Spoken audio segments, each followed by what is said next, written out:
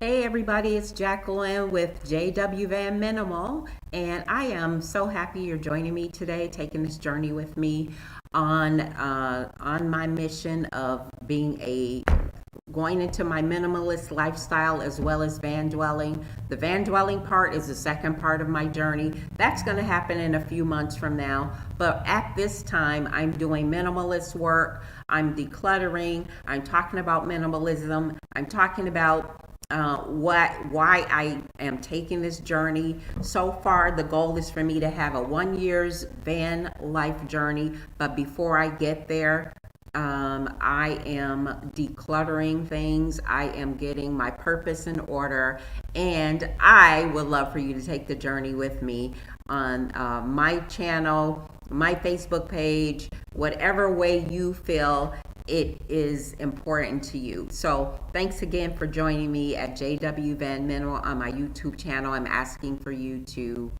like it, share it, give it an opportunity, subscribe to the channel, share my channel with others, and I hope along the way as we are taking this journey together that I'm able to inspire you, learn from you, and give you some information that you may not have had in the past. So today what I'm doing is I am at my office building. I'm a real estate agent. I'm not at the real estate office. I am at, like, I have a business development consulting company.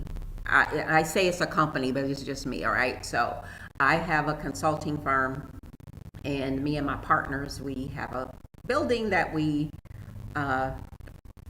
of the partners own the building. I manage the building. So I am at that particular building. It's called the Brick Building, and it's made of brick, but brick stands for something totally different. So that's where I'm shooting from today. Sometimes I'll shoot from here until I figure out my phone camera situation, because I prefer to shoot with my phone.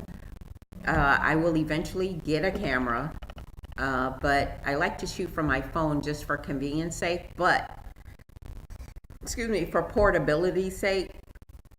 But the challenge has to do with the fact that my phone this is my first minimalist journey. I do not believe in buying a cell phone every, 12 to 18 months. Where do these phones go? You either hold on to them yourself because you have data on it, or you give it back to the phone company, or it gets thrown away. And I just found out at a workshop yesterday that there are 300 plus million cell phones in the hands of us just in America on any given day. 300 million cell phones. So plus, because there's more cell phones per person than it is people in our country. If you throw away, at least if 1 million people threw away their phones, that's 1 million phones, even if it's every year. And I know there's more than that. That's 1 million phones going into the landfill. All the stuff that it took to make these phones is going into the landfill. I know that some places refurbish the phones and take them apart, but there's still 1 million pieces of garbage that we have to contend with in the landfill, on our streets, in the ocean or the waters. So I digressed a little bit related to the phone, is because I am having challenges with my phone. And I bought this phone straight out. It was probably 18 months ago. I don't think it was 2 years. And now it's giving me problems. The phone before that, because I just like to buy my phones. I don't like to rent them and, have them asking me to upgrade every 6 months or whatever. I like to just buy my phone, and my goal is to keep the phone until it falls apart. That's my goal. So I bought this phone a couple of years ago, or 18 months ago or less.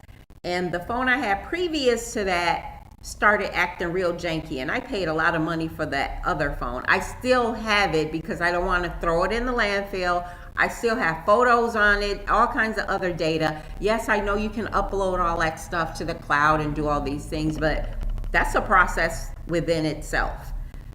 So before that phone, and this is probably, I don't know, maybe a 7 to 8 year time frame, I've had 3 phones. The other phone previous to that, I've actually had about 12 phones, but I'm talking about in the past 6 to 8 years, I've had 3 phones. And I've tried to keep them as long as possible.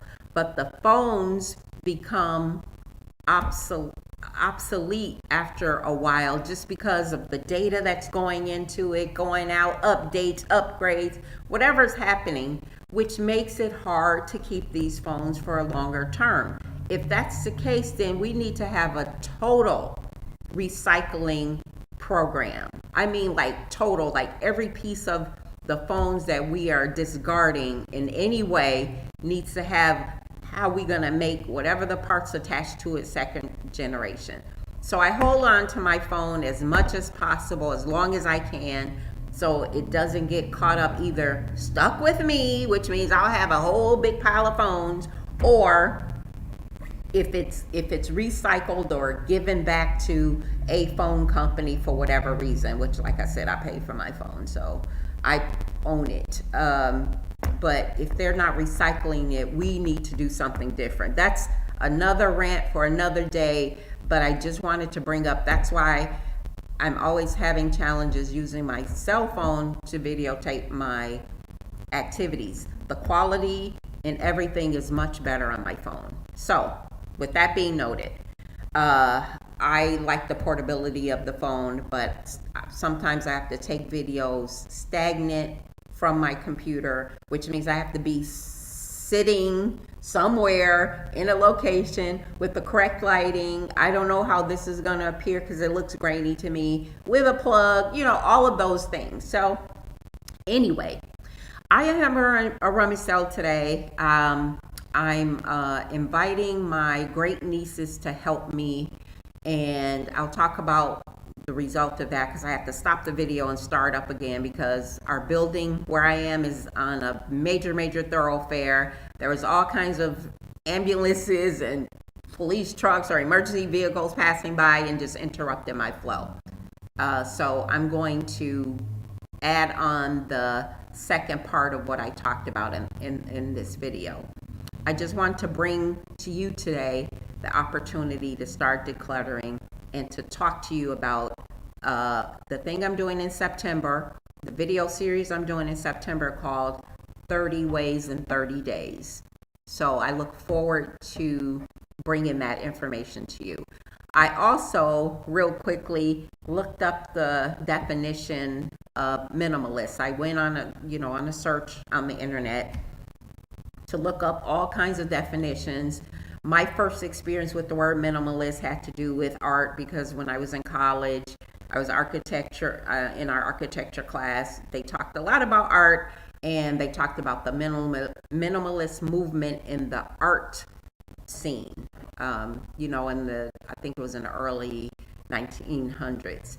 So there were many definitions related to art. There was also some definitions about minimalism related to doing as least as possible, which kind of offended me because it seemed negative. Like minimalist means you're doing the least, like no effort. And I totally disagree with that. So I'm going to have to come up with my own definition of minimalist, which we all should anyway. And I'm going to put that in another video talking about the movement of minimalists, why I decided to be on that particular path and what it means to me.